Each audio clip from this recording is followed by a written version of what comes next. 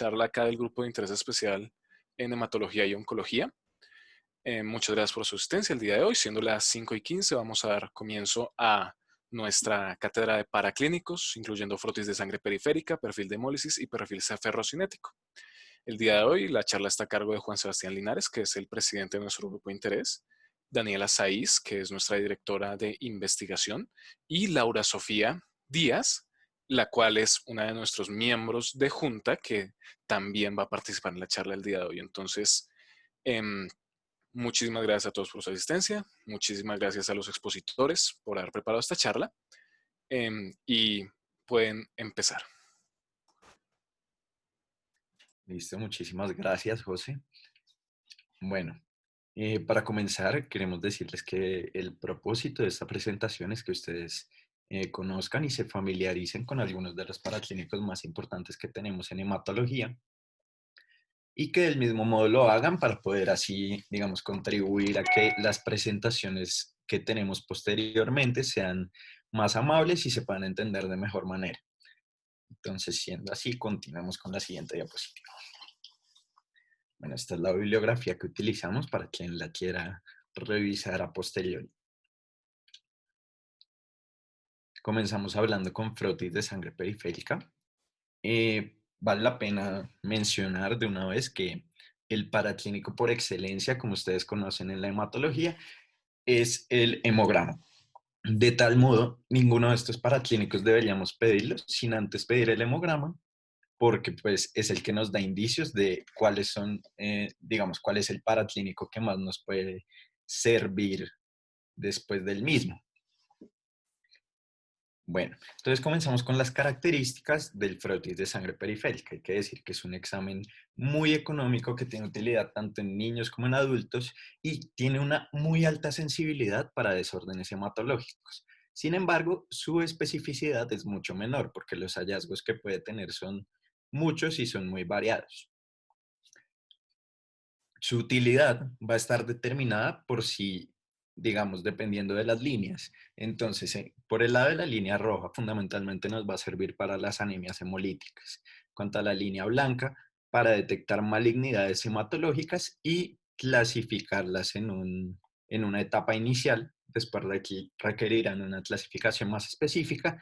Y finalmente en la línea plaquetaria, sobre todo en el contexto de trombocitopenias. Primero vamos a hablar rápidamente de cuál es la técnica con la que se realiza un frotis de sangre periférica. Realmente esto no es algo que le competa al médico. Sin embargo, es una técnica muy similar a la que se utiliza para los frotis con los aspirados de médula ósea. Por eso la quise incluir.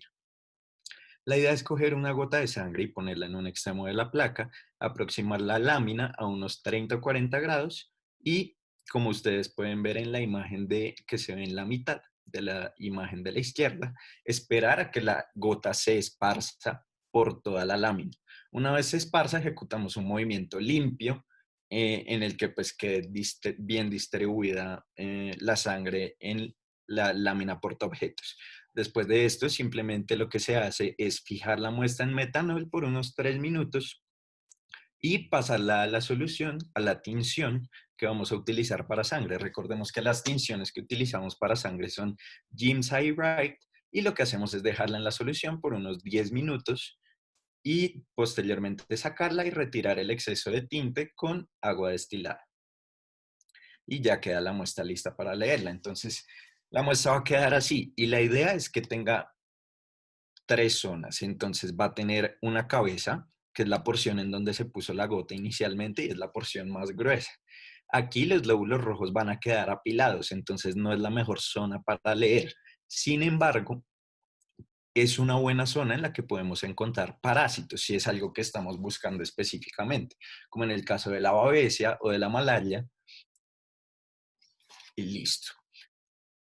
Luego tenemos el cuerpo. El cuerpo claramente es la zona donde mejor quedan distribuidas todas las células y la mejor zona para leer, ya que no hay apilamientos, no hay cúmulos. Finalmente, tenemos la cola, que es una zona donde la sangre realmente queda muy delgada y no se puede visualizar bien. Muchas de las células se pierden y los glóbulos rojos pierden su forma bicóncava. Sin embargo, puede ser una buena zona para detectar inclusiones eritrocitarias y células de gran tamaño, como lo pueden ser las células malignas. Ahora vamos a hablar un poco de la distribución. Como les mencionaba anteriormente, lo ideal es que en el cuerpo de la muestra la distribución sea homogénea y no haya problemas. Si encontramos un problema, puede deberse a un artefacto en la preparación de la muestra o puede ser secundario a algún evento patológico. En este caso les voy a hablar de 3 eventos patológicos en específico. Primero tenemos el fenómeno de Rouleau o fenómeno en pilas de moneda. ¿Qué sucede cuando aumenta la concentración de proteínas plasmáticas? Y esto es un hallazgo muy particular y casi que patognomónico del mieloma múltiple, que es una hiperproliferación de células plasmáticas en donde se producen muchas inmunoglobulinas, que pues son proteínas, y se producen tantas que van a llegar a aumentar la concentración de proteínas plasmáticas. Sin embargo, vale la pena recalcar que puede ocurrir en cualquier otra elevación de proteínas, no necesariamente de inmunoglobulinas. Después tenemos la aglutinación fría, que se daría como artefacto, no tanto como patología, digamos que es una mezcla de las dos, en un paciente que tenga una enfermedad por anticuerpos fríos. Al extraer la muestra y cuando no está bien anticoagulada, sobre todo porque las muestras normalmente vienen anticoaguladas con algún agente, van a comenzar a hacerse aglutinaciones por la presencia de anticuerpos fríos en los glóbulos rojos. Esto al no estar pues, en temperatura corporal normal. Y finalmente tenemos el Milky Plasma, que es un hallazgo que se da en pacientes con hipertrigliceridemia. Entonces, esto pone el plasma con características así lechosas desde el punto de vista macroscópico y no encontré una foto. Sin embargo, al punto de vista microscópico se van a ver gotas lipídicas muy grandes que van a interrumpir la visión de la muestra. Pasamos ya a entrar más en detalle de la técnica y la lectura en sí del frotis de sangre periférica y debemos decir que vamos a tener en cuenta 4 cosas. Por un lado, el tamaño de los glóbulos rojos, el color de los glóbulos rojos, la forma de los glóbulos rojos y finalmente si tienen o no inclusiones en ellos. Entonces, para comenzar con el tamaño, pues son cosas que realmente ya hemos mencionado previamente. Miden 7 a 8 micras, el volumen corpuscular medio normal en un adulto es de 80 a 100 femtolitros. En la parte de la derecha, arriba, podemos observar la imagen de un frotis de sangre periférica normal. Podemos saber que es un frotis de sangre periférica normal por el tamaño de los glóbulos rojos que se correlaciona con el núcleo de los linfocitos, como lo hemos mencionado anteriormente. Hay una presencia decente de plaquetas, pero bueno, digamos que esto es un frotis de sangre periférica normal que se debería correlacionar con un hemograma normal. Ahora, si nosotros tenemos un hemograma que reporta un volumen corpuscular normal, ¿alguien recuerda si esto tiene algún pero? Nos lo puede mencionar por el chat si quiere. Es decir, recordemos que el volumen corpuscular medio que nos reporta el hemograma no necesariamente es homogéneo, sino que es un promedio de todos los glóbulos rojos. ¿Alguien conoce cuál es el valor del hemograma con el cual se detecta este problema?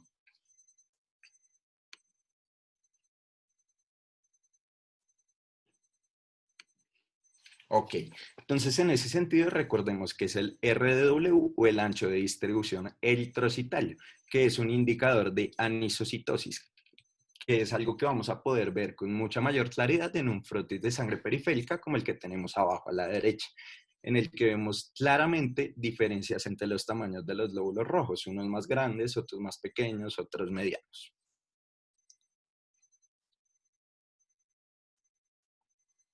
En cuanto al color de los glóbulos rojos, como habíamos mencionado anteriormente, recordemos que en condiciones normales la palidez central debe ser de 1/3. Si esta palidez central aumenta en su tamaño, vamos a decir que tenemos hipocromía, como se ve en la imagen de arriba. Y si la palidez central se reduce, vamos a decir que tenemos hipercromía.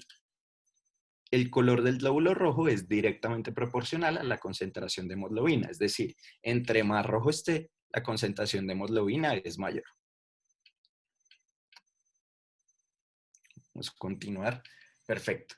Entonces, en cuanto a la forma de los glóbulos rojos, todas estas son cosas que ya conocemos, pero cabe recalcar, son discos bicóncavos que al frotis de sangre periférica se deben ver redondos con bordes uniformes. Sin embargo, hay que tener en cuenta que las morfologías eritrocitarias son sumamente variables.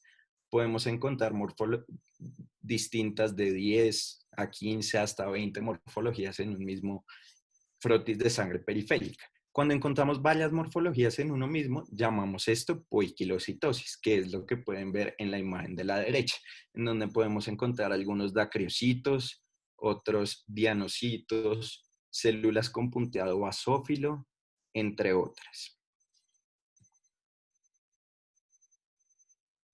Ya vamos a entrar a hablar específicamente de cuáles son las morfologías que podemos encontrar. Entonces, en principio, hablamos de las morfologías en relación con su tamaño. Tenemos los macrobalocitos, que hacen referencia a lóbulos rojos que tienen un volumen corpuscular medio por encima de lo normal y es algo que podemos detectar al frotis de sangre periférica, viendo que muchos de estos lóbulos rojos que ustedes ven en la imagen son de tamaño mayor al núcleo del linfocito. Digamos que esa es la regla con la que vamos a determinarlo, por lo menos desde el punto de vista del frotis de sangre periférica. La macrocitosis es algo que podemos encontrar en condiciones como la anemia megaloblástica, el alcoholismo o la anemia por alcoholismo y la hepatopatía. También hay que tener en cuenta que un volumen corpuscular medio elevado en el cuadro hemático podría ocurrir a expensas de reticulocitos. Es decir, recordemos que los reticulocitos son células inmaduras de los lóbulos rojos que tienen un mayor tamaño. Por lo tanto, al ser liberados a sangre periférica en condiciones de hemólisis o de pérdidas sanguíneas, digamos que tengamos un porcentaje considerable de unos 10 o 15 o 20% de reticulocitos, esto podría ser engañoso porque va a aumentar el volumen corpuscular medio, sin embargo, no necesariamente significa que tengamos macrocitos. Significa más bien que tenemos células inmaduras en sangre. En cuanto a los microcitos, pues básicamente la misma regla, que sean más pequeños que el núcleo del linfocito y usualmente van a estar acompañados de hipocromía, es decir, que la palidez central va a ser más extensa.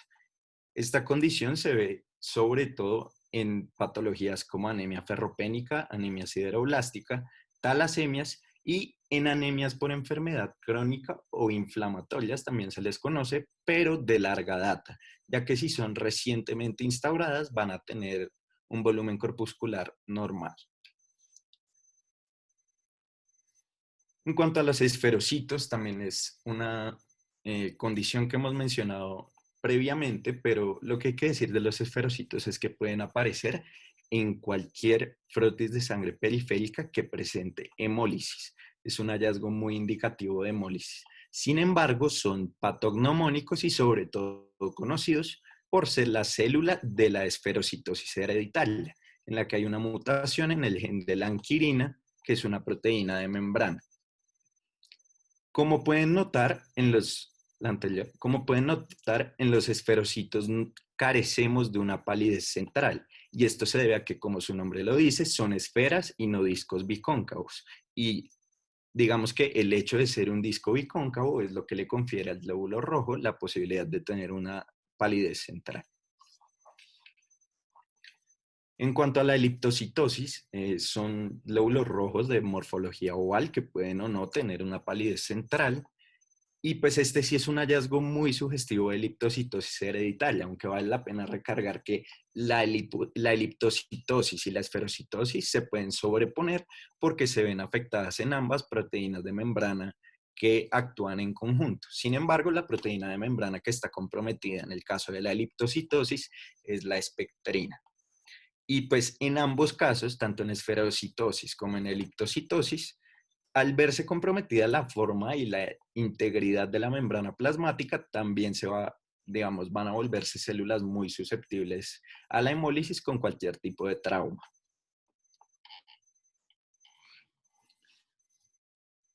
Finalmente, en cuanto a los trastornos eritrocitarios hereditarios, tenemos los estomatocitos. Su nombre proviene de la raíz griega stoma, que significa boca, y hace referencia a la palidez central como en forma de labios, como lo pueden notar ahí. Sin embargo, estos, como pueden notar en la fotografía de microscopía electrónica de abajo, son copas monocóncavas que se forman principalmente en el trastorno de la estomatocitosis hereditaria. Podrían aparecer en pacientes con otras condiciones como alteraciones del metabolismo de lípidos y enfermedad hepática congestiva. Ahora hablamos de los drepanocitos, que son un tipo de célula muy conocido en general y en nuestro pensum, porque es de lo que logramos ver más o menos en detalle de anemia.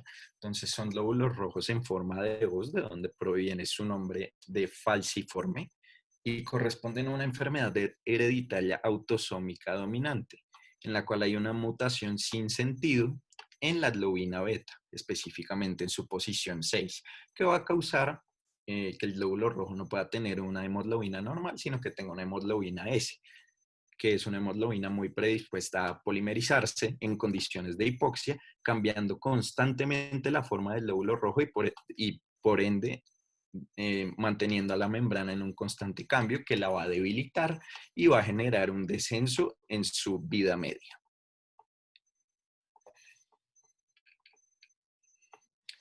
Ahora hablamos de los dianocitos, o target cells, que se llaman así por su gran parecido con estas dianas que se usan para jugar dardos. Eh, digamos, estos lóbulos adquieren digamos, visión porque tienen un exceso de membrana plasmática. Ese exceso lo que hace es generar repliegues o redundancias de la membrana en correlación con un volumen corpuscular medio muy bajo, como ocurre en las talasemias, en donde podemos tener volúmenes corpusculares medios de 60 o inclusive 50, sin embargo tenemos una cantidad de membrana plasmática normal. Entonces, como les decía, se van a formar repliegues que van a hacer que al microscopio se vean de esta forma. También pueden aparecer en otras condiciones como las enfermedades hepáticas también congestivas. Es importante tener en cuenta que en personas que tengan asplenia, es decir, ausencia del vaso, bien sea funcional o estructural, también pueden comenzar a presentar este tipo de hallazgos debido a que el vaso en condiciones normales, de forma fisiológica, por decirlo así, lleva a cabo un proceso que se llama acondicionamiento de los glóbulos rojos, mediante el cual se elimina el exceso de membrana plasmática que estos puedan tener al llegar al vaso.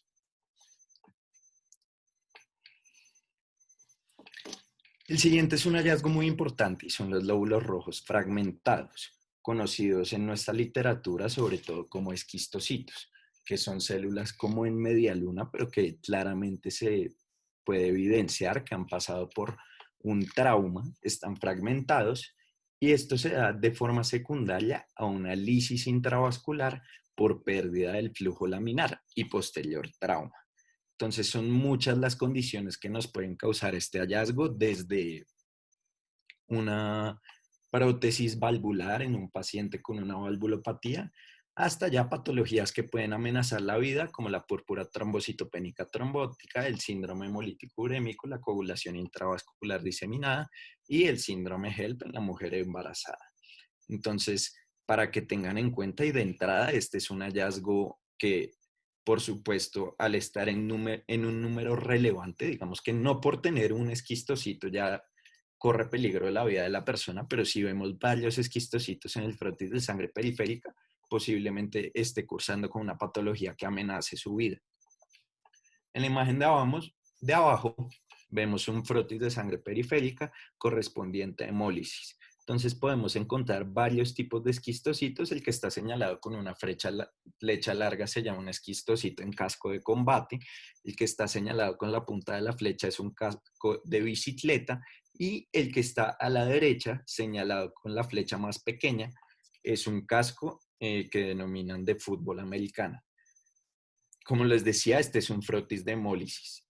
Y como mencionábamos también al principio, pueden notar la presencia de esferocitos y de una célula roja nucleada, es decir, un precursor, un normoblasto, que es, digamos, una correlación de la respuesta medular a la hemólisis. En este caso, la médula está intentando responder con lo que puede para compensar la hemólisis o la pérdida sanguínea que hay. Pasamos a las células espiculadas, que existen en dos variantes. Por un lado tenemos los equinocitos, que son células que igual prevalecen con una morfología redonda, sin embargo, todo su contorno está dado por espículas muy cortas y simétricas en su periferia. Este hallazgo puede aparecer particularmente en enfermedad renal crónica, sobre todo en estado terminal, cuando el paciente va a tener eh, estados transitorios de uremia. Puede aparecer también en hepatopatía y en déficit de piruvato quinasa. Por el lado de los acantocitos, son células también espiculadas, pero se diferencian en que sus espículas son mucho más largas, son irregulares, y en lo personal yo siempre los he visto como si fueran una salpicadura de pintura. Pueden encontrarse en hepatopatía y en la enfermedad de Anderson, que es una enfermedad en la que se cursa con abeta-lipoproteinemia, que es una lipoproteína presente en la membrana eritrocitaria. Pasamos con los dacriocitos, que como su nombre lo dice, son células en forma de gota y aparecen fundamentalmente en patologías donde hay eritropoyesis extramedular, como lo pueden ser la anemia de células falciformes, las talasemias o los desórdenes fibróticos o invasivos de la médula ósea. Se preguntarán por qué adquieren esta forma. Fundamentalmente es porque al producirse en la médula ósea e intentar salir por un trayecto fibrótico a la sangre periférica, van a sufrir un trauma que les va a otorgar esta forma particular de gota.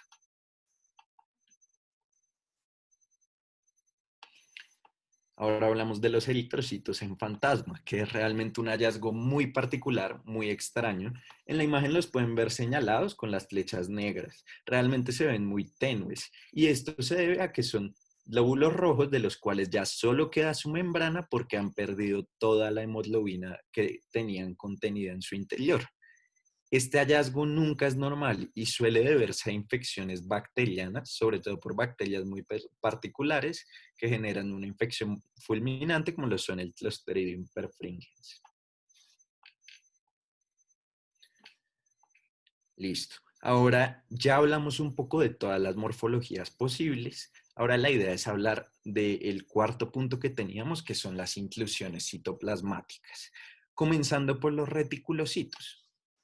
Porque los reticulocitos, como ustedes saben, son formas inmaduras. Normalmente los glóbulos rojos maduros han perdido todos sus organelos para poder establecer la maquinaria de transporte de oxígeno. Sin embargo, en el caso de los reticulocitos, va a prevalecer algunos restos ribosomales que solo van a poder ser observados con una tinción supraorbital. Este término hace referencia a cuando tomamos una muestra y mantenemos esta muestra viva con la tinción, entonces tiene que ser una tinción especial para que las células permanezcan vivas. En el caso particular de los reticulocitos se puede hacer con azul de metilino o con azul de cresil brillante. En la imagen de abajo pueden observar los precipitados de los ribosomas que todavía nos quedan ahí. Lo normal de los reticulocitos es, como ustedes saben, encontrar de un 1 a un 3% en sangre periférica. Sin embargo, podemos ver regeneración y un aumento notable en contextos de hemólisis o de pérdidas sanguíneas agudas o crónicas. Hablamos de reticulocitopenia en un contexto en el que el paciente tenga una hemólisis o tenga una pérdida aguda y en las horas o días siguientes no produzca una respuesta medular. Si no vemos una respuesta medular, pues hablamos de una reticulocitopenia y probablemente esto se dé en relación a un fallo medular, a un compromiso de la médula ósea. Perfecto. Ahora, en cuanto a los cuerpos de Howell-Jolly, son restos nucleares, remanentes nucleares que prevalecen en los glóbulos rojos en algunas ocasiones con normalidad, pero que fisiológicamente son eliminados por el vaso. En las personas que tienen asplenia, como decía anteriormente, funcional o estructural, entenderán que estas personas no van a poder eliminar los cuerpos de Howell-Jolly. Por lo tanto, van a permanecer y pueden generar hemólisis y reducir la vida media del glóbulo rojo. Hay que tener en cuenta para la siguiente imagen, sobre todo, que al ser remanentes nucleares van a estar localizados con tendencia hacia el centro del glóbulo rojo. Ahora podemos pasar a la siguiente, en la que vamos a hablar de los cuerpos de Heinz. Estos cuerpos o corpúsculos sí están localizados en la periferia del glóbulo rojo y tienen una fisiopatología completamente distinta, porque se debe a que son precipitados de hemoglobina desnaturalizada secundarios a estrés oxidativo. ¿Por qué está causado este estrés oxidativo? Generalmente este es un hallazgo en pacientes que tienen déficit de la enzima glucosa 6-fosfato deshidrogenasa. Esta enzima lo que hace es pasar de NADP a NADPH. El NADPH es muy importante porque nos va a ayudar y contribuir a reducir el glutatión, que es el principal mecanismo mediante el cual nos deshacemos de los radicales libres de oxígeno. Si no nos deshacemos de ellos, vamos a tener la formación de cuerpos de Heinz, la precipitación de la hemoglobina en la periferia y, por ende, al pasar por el vaso de los glóbulos rojos, van a generar los macrófagos allí presentes van a generar células mordidas, es decir, van a arrancar los cuerpos de Heinz de los glóbulos rojos, de modo que hay lisis posterior de la célula. Los cuerpos de Pappenheimer consisten en gránulos azul oscuro cuyo contenido es hierro y se observan fundamentalmente en patologías como la anemia sideroblástica. Pueden ser siderocitos si son glóbulos rojos anucleados con gránulos azules, o pueden ser sideroblastos si son glóbulos rojos todavía nucleados y que además del núcleo también contengan cuerpos de Pappenheimer. En cuanto al punteado basófilo, es un hallazgo que también está en anemia sideroblástica. Sin embargo, en este caso el hallazgo se debe a que la anemia sideroblástica es causada por una intoxicación por metales pesados, como lo puede ser el plomo. También puede darse en pacientes que tengan patologías hematológicas con requerimiento transfusional seguido. Entonces, quienes tengan transfusiones de larga data van a hacer acumulaciones de hierro y de otros metales pesados que pueden causar este hallazgo.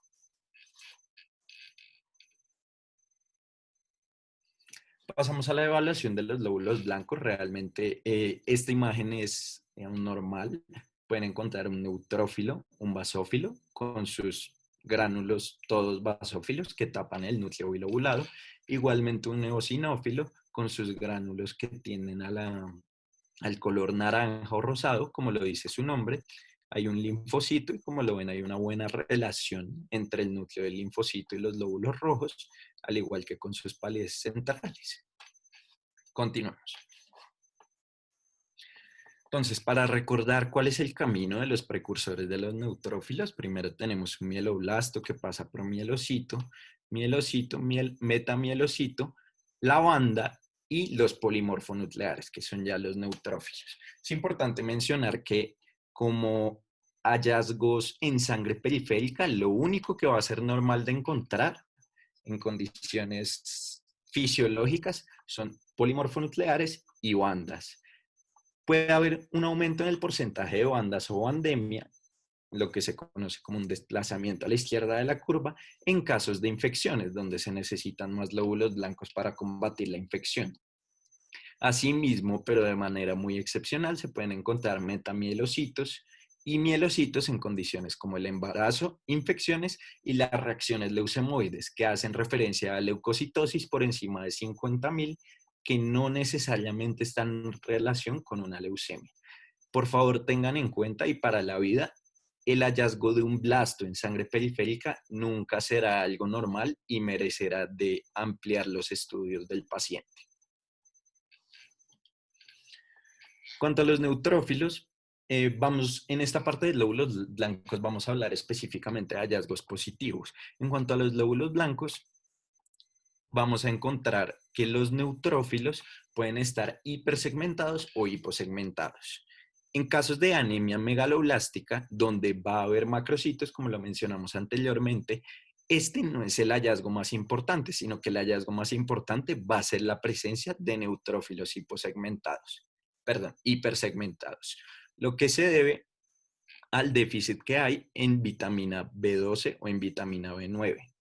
Otra condición más bien extraña que nos puede causar hipersegmentación de los neutrófilos son la exposición a calor, a golpes de calor, y la exposición a anfetaminas. Esta imagen que pueden ver en medio, que tiene como una disposición de flor del núcleo hipersegmentado, corresponde a un paciente que tuvo ambas exposiciones al tiempo, tanto a un golpe de calor como a anfetaminas.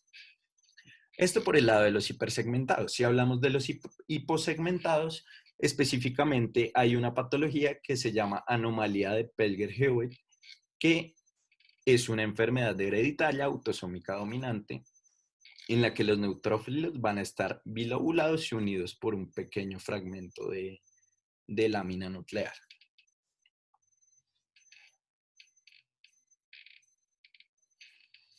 También podemos encontrar en los neutrófilos cuerpos de Dulles, que son porciones dismórficas de retículo endoplasmático asociado a ribosomas.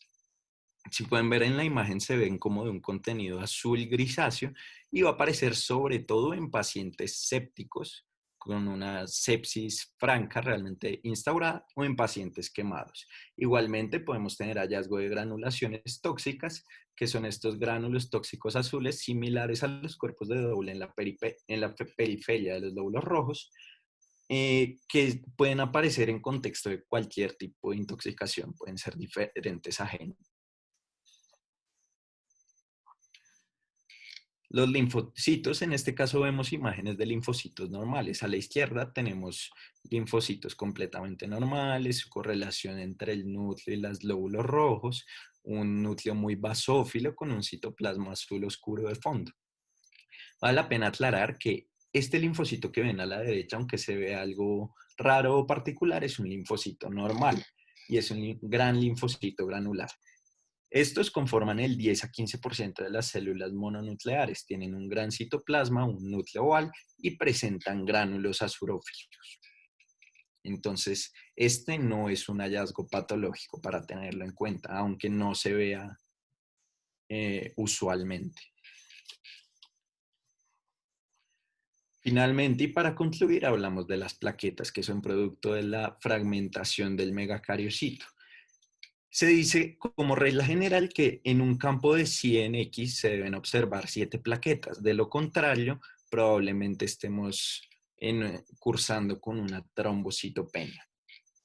Tener en cuenta que las macroplaquetas se asocian a, digamos, condiciones patológicas como destrucción autoinmune o regeneración medular. Es decir, en un contexto en el que haya pocas plaquetas, pero que tengamos una médula competente, va a comenzar a mandar plaquetas más grandes en lugar de fragmentar más el megacariocito. Y también hay que tener en cuenta, como lo vemos en la imagen de arriba a la izquierda, que puede haber artefactos. Esto en particular es un cúmulo de varias plaquetas que se formó en una muestra mal anticoagulada. Lo que pasó acá es que en el hemograma reportaron una trombocitopenia, pero cuando vieron el frotis de sangre periférica resultó ser una pseudotrombocitopenia, ya que contó todas esas plaquetas como si fueran una sola.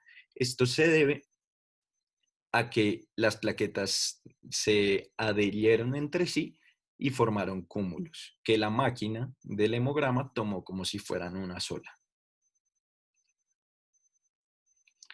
Algunos hallazgos que generan alerta, como les dije al principio, la presencia de esquistocitos, y a la derecha vemos un hemograma claro de hemólisis en el que tenemos respuesta medular dada por reticulocitos. Como se dan cuenta, esto está con una tinción convencional, por lo que no podemos ver los remanentes ribosomales. Sin embargo, se ven como un poco azules los reticulocitos y se ven varios esferocitos en un intento de compensar por la médula ósea.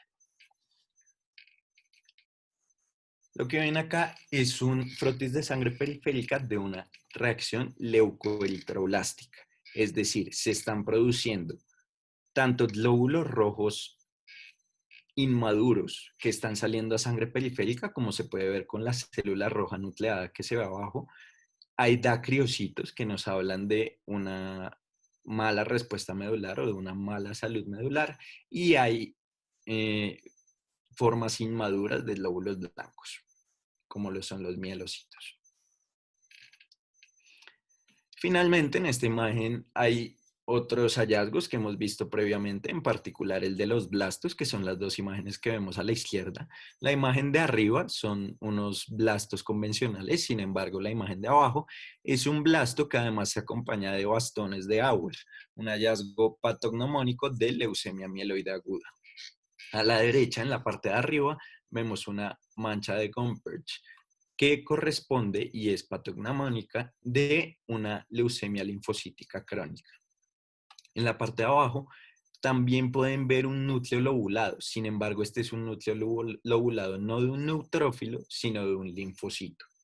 Y son núcleos en forma de trébol, que corresponden a leucemia o linfoma de células T. Y finalmente, la imagen de la derecha corresponde a un hallazgo patognomónico y, como se puede ver en la imagen, de leucemia de células peludas. Esto no para que se lo sepan desde ya, sino para que lo tengan en cuenta para nuestras próximas presentaciones. Todos los hallazgos que vimos en esta parte de frotis de sangre periférica los vamos a ir retomando a lo largo de cada una de las patologías que vamos a ver en el semestre. Bueno, ahora vamos a continuar con el perfil de hemólisis. Vamos a hablar un poco sobre la definición, los paraclínicos y los componentes de cada uno de estos. La hemólisis es el proceso de destrucción precoz de los hematíes, es decir, la disminución de la vía media eritrocitaria, lo cual conlleva una liberación del contenido intraeritrocitario en el plasma, alterando su composición. Esta alteración la vamos a ver identificada en los paraclínicos que vamos a hablar. La hemólisis intravascular es un defecto del mismo eritrocito que condiciona su destrucción prematura a nivel circulatorio. Esto lo podemos ver en diversas hemoglobinopatías, en condiciones asociadas a la fragmentación eritrocitaria como anormalidades cardíacas, vasculares o microangiopatías. También por la acción directa de toxinas como Clostridium, Streptococcus alfa, betamolíticos, meningococos, por invasión y destrucción de los eritrocitos dado a microorganismos como especies de Plasmodium, especies de Bartonella, o por producción de anticuerpos como en el caso del virus de Epstein-Barr, micoplasma, agentes químicos, plomo, cobre, choques osmóticos y agentes físicos como pacientes quemados pueden realizar este tipo de hemólisis. A nivel extravascular, podemos ver que los eritrocitos van a ser destruidos en el vaso por acción de los macrófagos, generando un aumento de la actividad esplénica y así podemos ver como manifestación clínica la esplenomegalia. Los paraclínicos los podemos clasificar de diversas maneras. Hay que recordar que los reticulocitos son hematíes inmaduros y que la hemólisis aguda puede acompañarse de la salida de precursores eritroides a la circulación, generalmente eritroblastos ortocromáticos. En la médula ósea podemos ver un aumento de la celularidad a expensas de la serie eritroblástica en todos sus estados madurativos y también podemos observar fenómenos de eritrofagocitosis y un aumento del número de sideroblastos y de hierro macrofágico debido a la aceleración del recambio férrico secundario a este proceso hemolítico. La bilirrubina no conjugada, lactoglobina, LDH, hemoglobinemia, hemoglobinuria, la hemosideruria y la hiperferritinemia hacen parte de los paraclínicos que nos evidencian la destrucción de los hematíes. Siguiente, eso. Los reticulocitos, como bien lo mencionaba, son hematíes inmaduros, son anucleados y persisten algunos organelos citoplasmáticos como mitocondrias, ribosomas y el sistema retículo endoplasmático.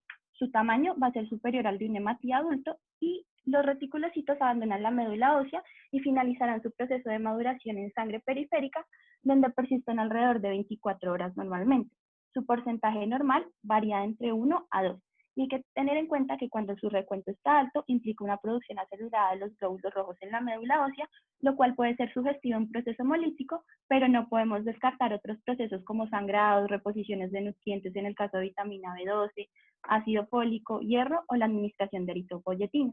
El índice reticulocitario es fundamental ya que nos permite conocer de manera indirecta el grado de eritropoyesis en la médula ósea.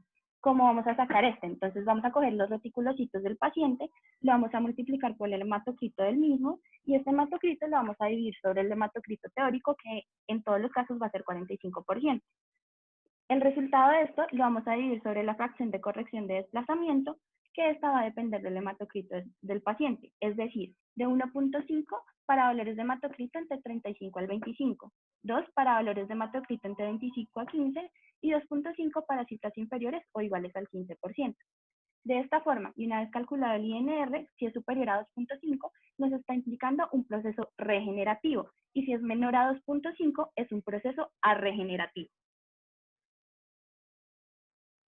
Otros datos de laboratorio indicativos de la destrucción de los hematíes es la bilirrubina indirecta. Esta es un compuesto tetapirrólico derivado fundamentalmente del catabolismo del grupo hemo de la hemoglobina y en menor medida de las enzimas hemínicas. En condiciones normales, la mayor parte de la bilirrubina se produce por la destrucción de los eritrocitos que ya culminan su ciclo vital, es decir, 120 días, y esto va a realizar el sistema mononuclear fagocítico del vaso. Como bien saben, en la primera charla hablamos un poco sobre el metabolismo de la bilirrubina, pero es fundamental tenerlo en cuenta para poder entender por qué hay una hiperbilirubinemia a expensas de la indirecta. Entonces recordemos que el glóbulo rojo se encuentra en la circulación 120 días, se dirige al vaso, allí se encuentra el sistema mononuclear fagocítico o el sistema retículo endotelial, y allí la globina se descompone en aminoácidos y el grupo hemo va a ser degradado por la hemoxidasa en monóxido de carbono. Posterior a esto se va a convertir en biliverdina, y esta biliverdina mediante la biliverdina reductasa va a generar la bilirrubina no conjugada. Esta necesita ser transportada mediante la albúmina, ya que es un compuesto insoluble, y llegará al hígado, en donde se va a convertir en bilirrubina conjugada gracias a la acción de la UDP-gluconistransferasa y también por ácido glucurónico, ácido sulfúrico y otras moléculas. Cuando la bilirrubina está conjugada, es expulsada hacia el intestino y gracias a la acción de la flora bacteriana se convertirá en urobilinógeno. El 80% de este urobilinógeno a través de un proceso de oxidación se convertirá en estercobilina, un 18% de esto regresará al hígado y el 10% restante será depurado de forma de urobilina por el riñón. Por tanto, la hiperbilirrubinemia a expensas de la indirecta se dará cuando la conversión de la hemoglobina supera la capacidad para ser conjugada y excretada, y allí también por este catabolismo podemos ver que hay un aumento de la estercobilina en materia fecal y el urobilinógeno en la orina. Hay que recordar que en procesos de hemólisis raramente esta bilirrubina indirecta supera los valores de 4 a 5 miligramos sobre decilitro.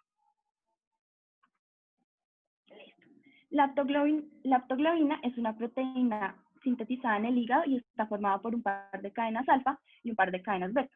Su función es capturar la hemoglobina libre en el plasma, con lo que forma un complejo que luego va a ser catabolizado por el hígado.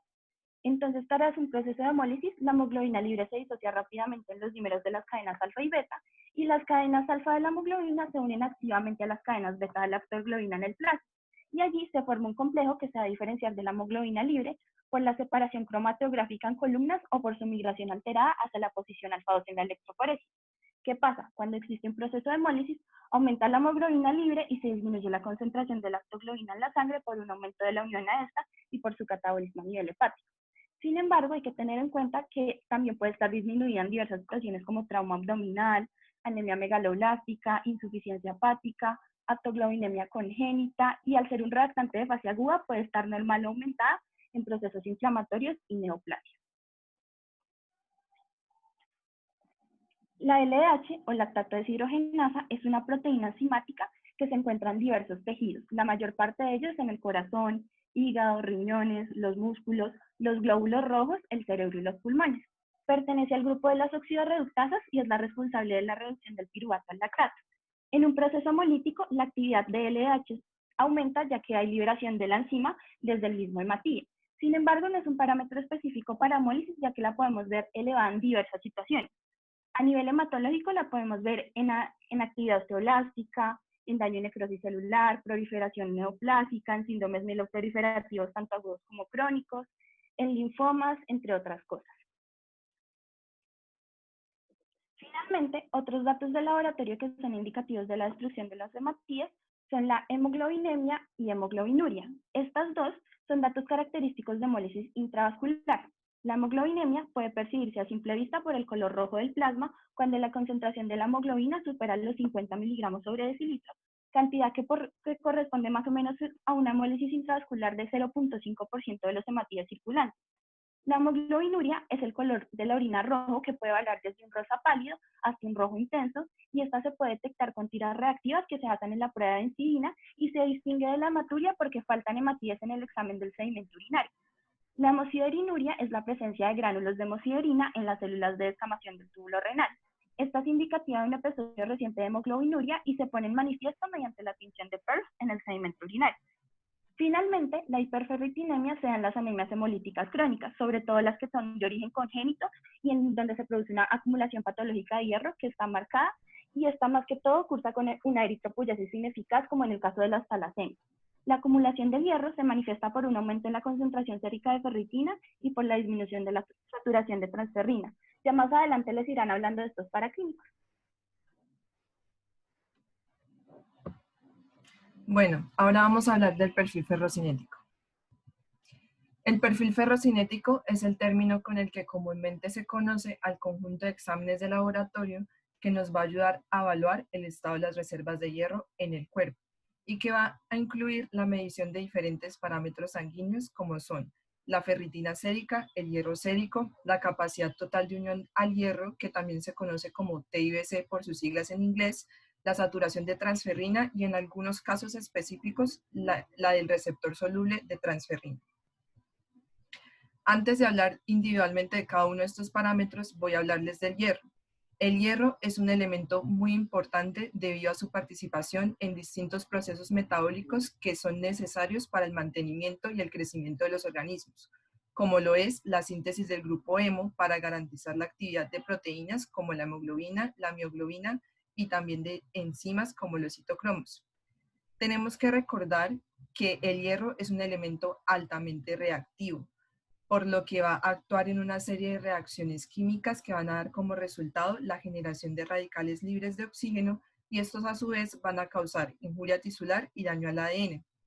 Por este motivo, para garantizar de una manera segura el almacenamiento y el transporte del hierro, se va a necesitar que el hierro esté unido a algunas proteínas, como la ferritina, la transferrina, y la epsina, que va a ser la proteína que regulará la homeostasis del hierro.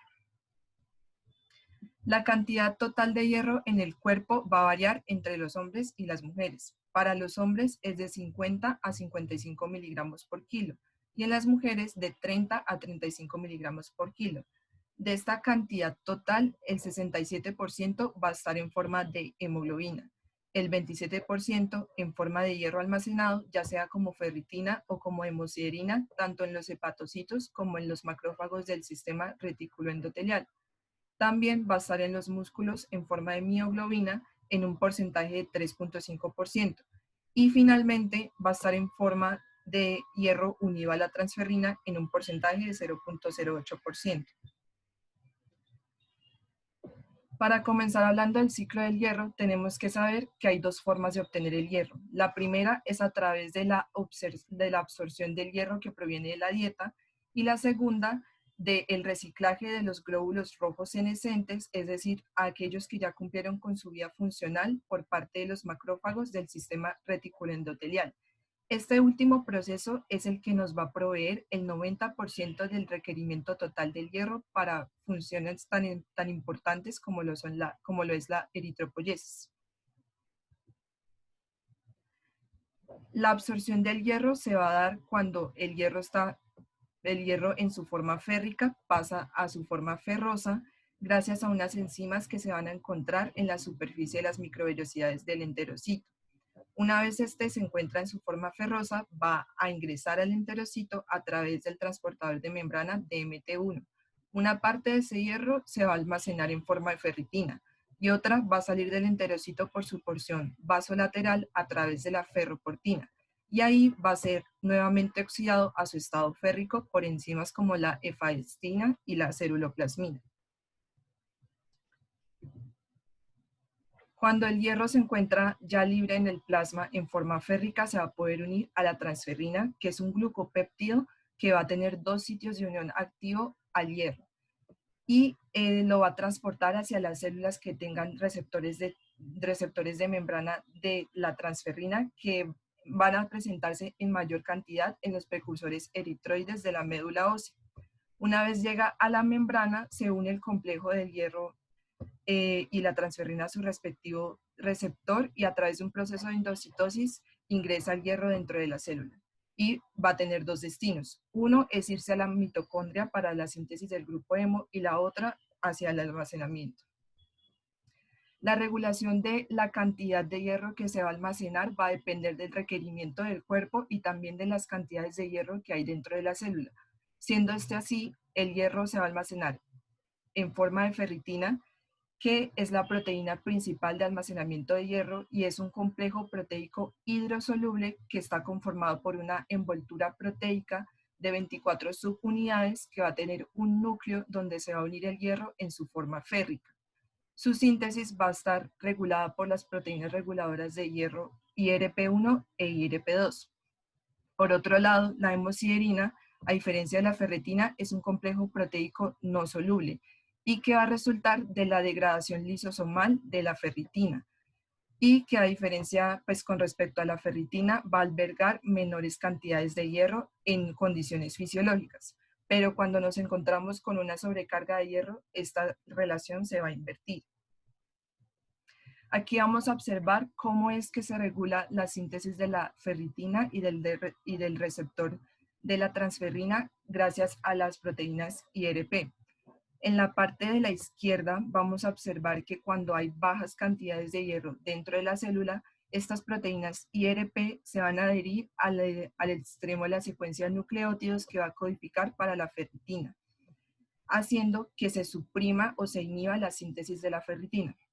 En el otro caso, que es el del receptor de la transferrina, cuando la IRP se une a su extremo de secuencia de nucleótidos, va a estabilizar la secuencia y va a permitir que la síntesis de este receptor sea de una manera efectiva.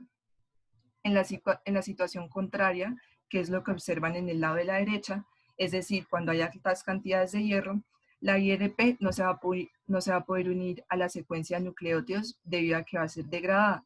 Por lo tanto, la síntesis de la ferritina se va a poder dar común y corriente. En el caso de la síntesis del receptor de la transferrina, la IRP tampoco se va a poder unir, por ende no se va a estabilizar la secuencia y esta se va a degradar. Esto es lo que explica el motivo por el cual cuando hay deficiencia de hierro, la ferritina va a estar baja, porque la célula trata de que el poco hierro que hay no sea almacenado en forma de ferritina, y va a haber un aumento en la expresión de receptores de transferrina, ya que la célula quiere captar todo el hierro que le sea posible. Y en el caso de la sobrecarga de hierro, vamos a observar un aumento de la ferritina porque la célula va a tratar de almacenar todo el hierro que está en exceso y va a disminuir la expresión de receptores de transferrina para evitar que siga entrando más hierro a la célula. Ya hablando de cada uno de los componentes de manera individual, la medición de la ferritina sérica es el indicador más fiable del estado de las reservas de hierro en el cuerpo cuando nos encontramos en condiciones fisiológicas. Por ende, va a ser el laboratorio de preferencia para diagnosticar la deficiencia de hierro. Los valores normales en hombres van a ir de 15 a 300 nanogramos por mililitro y en mujeres de 12 a 250 nanogramos por mililitro. Lo que se habla es de que el punto de corte para definir una deficiencia de hierro es un valor que esté menor a 30 nanogramos por mililitro. Va a estar aumentada en la sobrecarga de hierro, usualmente un valor muy alto, que es mayor a 500 o incluso 1000 nanogramos por mililitro, y en el contexto de un proceso inflamatorio, ya que la ferritina es un reactante de fase aguda y más adelante vamos a ver por qué. Entonces, para entender por qué la ferritina es un reactante de fase aguda, tenemos que hablar del rol de la epsilina. En la gráfica A, vamos a observar que en condiciones de normalidad o fisiológicas, la producción de epsilina que está a cargo del hígado va a aumentar en la medida que aumenta la saturación de la transferrina por el hierro.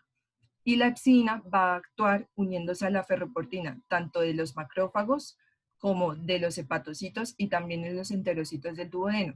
Por lo tanto, va a inhibir la absorción del hierro que proviene de la dieta y también va a impedir que el hierro pueda salir de la célula.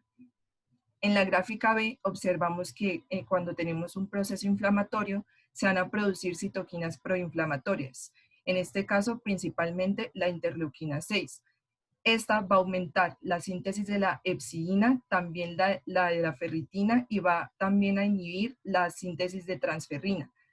Por lo tanto, en este caso se va a ver de manera más potenciada el efecto de la epsilina y va a causar que haya una deficiencia o haya una baja disponibilidad del hierro que se pueda unir a la transferrina y por lo tanto este no va a poder cumplir sus funciones biológicas importantes como la eritropoyesis. Entonces acá va a surgir una incógnita y es cómo identificamos la deficiencia de hierro cuando estamos frente a un contexto de inflamación si la ferritina va a estar aumentada. Entonces, cuando tenemos una sospecha de deficiencia de hierro, nos dirigimos hacia el valor de la ferritina. Si es menor a 30, podemos diagnosticarla, es una deficiencia de hierro. Si es menor a 100, se trata de una deficiencia de hierro en el contexto de un proceso inflamatorio. Si es mayor a 200, realmente se vuelve muy difícil poder diagnosticar o descartar una deficiencia de hierro, porque, como les dije anteriormente, va a verse aumentada en un proceso inflamatorio. Y también es importante mencionar qué otras condiciones cursan con una ferritina elevada. Entonces está la sobrecarga de hierro, la muerte celular masiva como se observa en el cáncer y también en la enfermedad hepática. Entonces, en este caso, para poder corroborar un proceso inflamatorio, nos podemos valer de otros paraclínicos como la velocidad de sedimentación globular y la proteína C reactiva. Y más adelante vamos a hablar de la utilidad que tendría la medición del receptor soluble de transferrina. Hablando del hierro sérico, este nos va a medir el hierro que se encuentra en forma férrica unido a la transferrina. Este no se va a poder interpretar de manera aislada, sino que tiene que ir ligado con la medición de la TIBC y de la saturación de transferrina. El valor normal en el hombre va a oscilar entre 13 y 31 micromol por litro o nanogramos por mililitro, y en mujeres de 11 a 29 micromoles por litro. Va a haberse aumentado en la sobrecarga de hierro y disminuido tanto en la deficiencia de hierro como en la anemia inflamatoria. Por lo tanto, un valor bajo de hierro sérico no nos sirve para diagnosticar una deficiencia de hierro, porque también se va a encontrar elevado en la anemia inflamatoria o por enfermedad crónica. También es importante tener en cuenta que el valor del hierro sérico puede verse falsamente aumentado, digamos, si el paciente consumió o le fue administrado algún suplemento de hierro. La capacidad total de unión del hierro, también conocida como TIBC, es la medición indirecta de la transferrina que se encuentra en el suero y va a reflejar la disponibilidad de los sitios de unión de hierro en la transferrina. El valor normal va a ir de 300 a 300 microgramos por decilitro y va a estar aumentado en la deficiencia de hierro y disminuido en la sobrecarga de hierro, y esto es algo que nos va a ayudar a diferenciar y a identificar este tipo de anemia, la anemia inflamatoria. Para poder entender mejor el concepto de la TIBC, vamos a suponer que la transferrina es un bus y que el hierro son sus pasajeros. Cuando tenemos un nivel de hierro bajo, es decir, de pasajeros, va a haber mayor disponibilidad de asientos dentro del bus, por ende la TIBC se va a ver elevada. En el caso contrario, es decir, cuando tenemos niveles de hierro altos, o sea, muchos pasajeros, no va a haber disponibilidad de asientos en el bus, que es la transferrina, por ende la TIBC va a bajar. Esto es lo que explica por qué en la deficiencia de hierro el TIBC está aumentado y por qué en la sobrecarga de hierro va a estar disminuido. La saturación de transferrina es un cálculo que surge de la relación entre el hierro sérico y la TIBC multiplicado por 100 y va a indicar el porcentaje de transferrina saturada por el hierro. El valor normal en el hombre va de 15 a 50% y en la mujer de 15 a 45%. Va a estar aumentado en la sobrecarga de hierro y disminuido tanto en la deficiencia de hierro como en la anemia inflamatoria. Como es una relación, es importante tener en cuenta que también se puede ver afectado por las fluctuaciones del hierro sérico. Y finalmente, el receptor de transferrina, que como les dije, es algo que está muy discutido y es una medición que normalmente no se hace de rutina. El receptor soluble de transferrina va a ser un producto que resulta de cuando se cliva el receptor de membrana de la transferrina, cuando no es estabilizado por el complejo de transferrina y hierro. Y recordemos que donde se encuentra mayor cantidad de receptores de transferrina es en las células precursoras eritroides.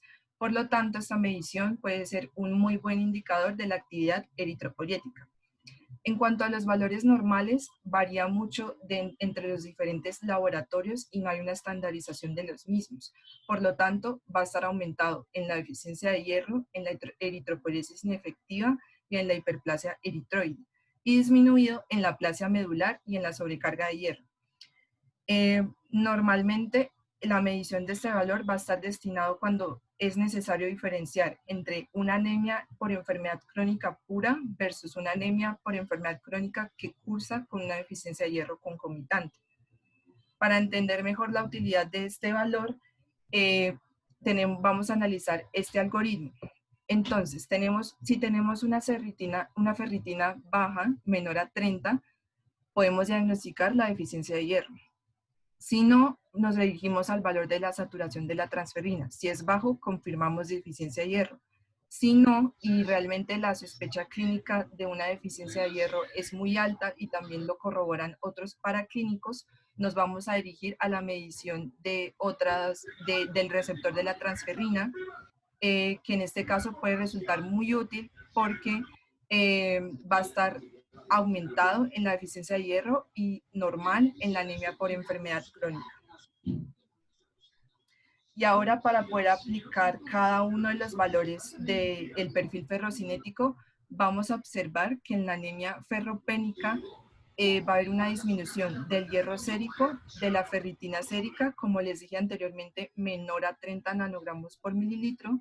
La saturación de transferrina también va a estar baja y el TIBC va a estar aumentado.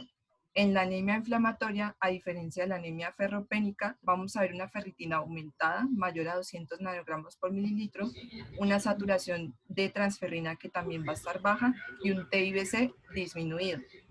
En la situación totalmente contraria, que es la sobrecarga de hierro, el hierro sérico va a estar muy alto, la ferritina también muy alta, mayor a 500 o 1000 nanogramos por mililitro, la saturación de transferrina también va a estar muy alta y el TIBC va a estar normal. Las recomendaciones para la toma del perfil ferrocinético es que se tome en ayunas o indicarle al paciente que evite el consumo del suplemento de hierro o de la administración del mismo. Y si ya se administró o lo consumió, se sugiere esperar 4 semanas para poder volver a repetir los exámenes. Se recomienda también solicitar el perfil completo, ya que, como les dije, hay algunos parámetros que no tienen una utilidad clínica de manera aislada, y también se sugiere complementar el perfil ferrocinético con la toma del cuadro hemático, y cuando encontremos una ferritina alta en el contexto de una inflamación, también pedir proteína C reactiva y velocidad de sedimentación globular.